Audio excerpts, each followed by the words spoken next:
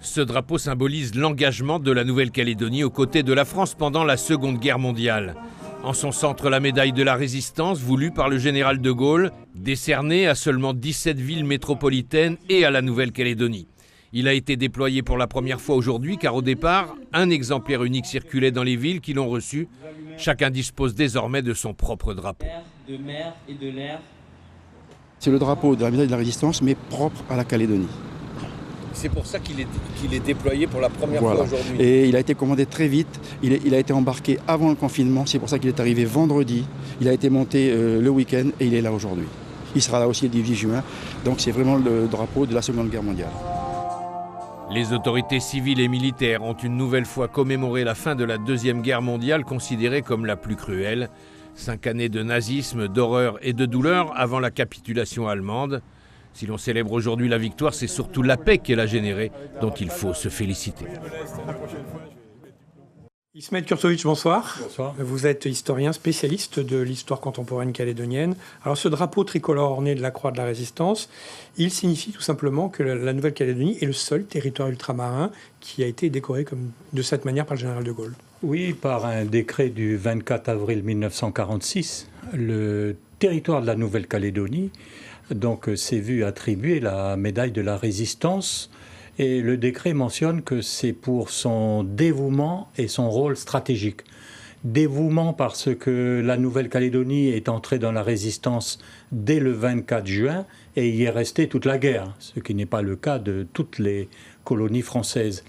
Et rôle stratégique parce que du fait de cette entrée dans la Résistance, la Nouvelle-Calédonie a été une carte stratégique dans les mains du général de Gaulle pour s'imposer face aux Américains quand les Américains ont eu besoin des territoires français du Pacifique. Alors justement, et aussi stratégique parce que, naturellement, nous avons, à partir de 1942, été une base militaire. Voilà, c'est ce que j'allais vous dire. Voilà. Ça veut dire que le 8 mai 1945, c'est certes la fin de la guerre en Europe, et pour des Calédoniens qui sont engagés d'ailleurs en Europe et partout ailleurs dans le monde, mais ce n'est pas la fin de la guerre ici en Calédonie. Non, le front Pacifique, la guerre du Pacifique, comme on dit, se termine le 10 août 1945, quand l'empereur du Japon fait savoir au président des États-Unis qu'il est d'accord pour se rendre après la deuxième bombe atomique sur Nagasaki le 9 août.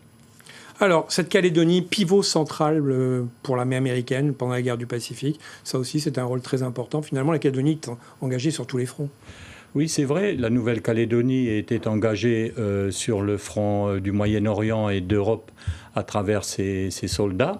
Et pendant la guerre du Pacifique, si la Nouvelle-Calédonie était en guerre, la guerre n'était pas en Nouvelle-Calédonie. Mais par contre, elle a servi de base américaine, néo-zélandaise et un peu australienne aussi, pour la campagne contre le Japon. Donc d'abord, elle a eu un rôle offensif, au moment de l'offensive sur les Salomon, puis un rôle logistique, un rôle aussi d'entraînement. C'était un peu le porte-avions américain en quelque sorte. Voilà, et aussi un rôle pour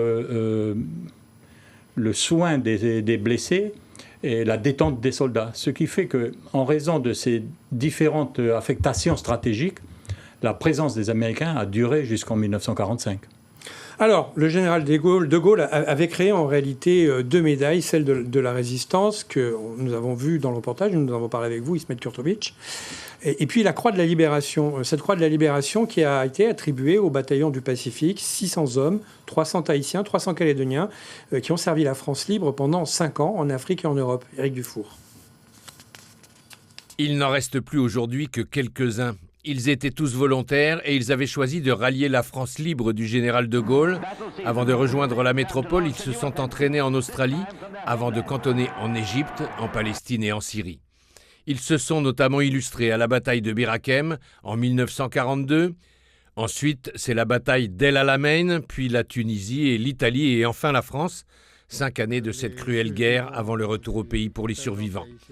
Le 14 mars 1946, les volontaires tahitiens et calédoniens s'entassent à bord du Sagittaire, aux côtés des gendarmes et des fonctionnaires. 2000 passagers à bord d'un bateau vieillissant de 200 places. À bord, on tue l'ennui avec de la musique et des combats de boxe. 15 jours d'escale en Martinique pour réparer une avarie sur le Sagittaire et boire du rhum. Et puis l'arrivée à Tahiti le 5 mai 1946. 5000 personnes accueillent les héros dans la liesse de la Libération. Le bateau touchera Nouméa le 21 mai 1946. 2 jours fériés conjuguent la reconnaissance et la fête. Quelques mois avant, la Calédonie avait déjà célébré la fin de la guerre. Les troupes avaient défilé dans la ville aux côtés des soldats américains. Les hommes du bataillon du Pacifique jouissaient déjà de la reconnaissance des Calédoniens. Alors Ismet Turtovic nous rappelle justement qu'effectivement ils étaient partout les Calédoniens et qu'ils étaient aussi en Europe au Moyen-Orient, vous l'avez dit. Alors l'importance du 8 mai 1945, aujourd'hui en 2020, 75 ans après, il y a une mémoire un devoir de mémoire qu'il faut continuer à apporter. Oui, la mémoire de notre histoire, parce que c'est constitutif de notre identité. On le voit partout dans les programmes scolaires. L'épisode de la Seconde Guerre mondiale et des conséquences de la guerre est enseigné aussi bien au primaire, au secondaire et au lycée. Et c'est toujours quelque chose que les uns et les autres n'ont pas oublié. Il suffit de voir aujourd'hui dans le journal la très bon témoignage de l'adjoint au maire d'Ouvéa, M. Carolo Poeta, qui raconte bien la guerre des soldats kanaks d'Ouvéa. Et il y a comme ça, aujourd'hui, un attachement à l'histoire de notre pays et notamment à l'histoire des 2 guerres.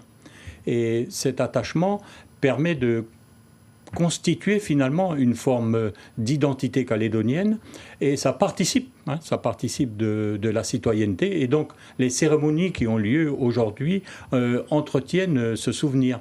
Et par exemple, quand on voit que M. Porcheron va être le porte-drapeau du drapeau de la médaille de la résistance française qui a été accordée au territoire de la Nouvelle-Calédonie, c'est un exemple parce que son père et son oncle ont été volontaires et ont fait des guerres héroïques et ont été médaillés. Donc tout ça fait qu'aujourd'hui, les Calédoniens sont toujours porteurs de cette histoire. Et c'est un socle pour la Calédonie. En plus, il reste de moins en moins d'anciens combattants, évidemment. Et donc, c'est encore plus important de faire parler cette mémoire. Merci, Ismet Kurtovic, de nous avoir accompagnés ce soir. L'info à retenir ce samedi.